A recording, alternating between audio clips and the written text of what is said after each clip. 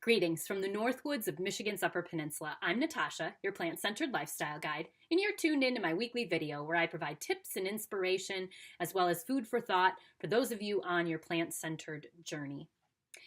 Today's topic is one that I really feel needs to be talked about, and that is during any transition in a person's life, there is probably going to be some discomfort, perhaps some pain, some uncertainty, some fear, especially if that change is worth it.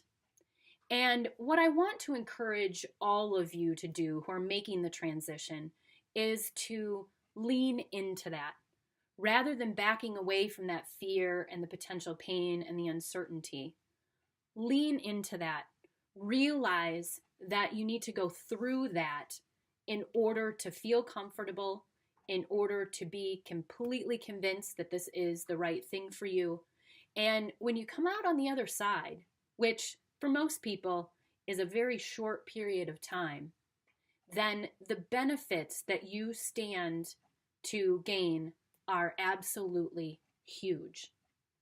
And what I like to tell people is, what do you have to lose by trying a plant-centered way of eating? It's not a huge money investment. You don't have to buy lots of fancy equipment. If it doesn't work for you and you don't see any benefits, then you can simply go back to the way that you were eating and living before, because you're very familiar with that way of life. So the benefits, though, that you could reap are worth any of that discomfort and that pain and that fear. And when I talk about discomfort, pain, and fear, some of that pain might be from a loss of perceived identity, or it might be hurtful words that are said to you by a family member who doesn't understand your change. Or maybe you just have fears that go along with, well, what do I do when I eat out? Or what are other people going to think of me? And there is a lot of uncertainty. When you step outside of your comfort zone, certainly you are going to feel a bit unsettled. And all of these things are part of the process. But we view them as something bad and something to be avoided. And what I'm telling you is that there is another way, and that's to embrace these things and to allow ourselves to feel them fully. Feel that fear, that pain, that uncertainty, that unsettledness.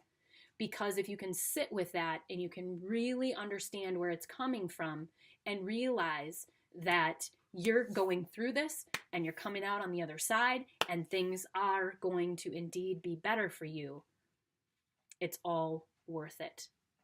So from personal experience, in a variety of settings, not just plant-centered eating, that embracing those things that scare us most are the way in which we become stronger. I hope this makes sense. I hope that it encourages you to keep going, because that's what it's meant to do. So have a great week. I will talk to you soon. Take care.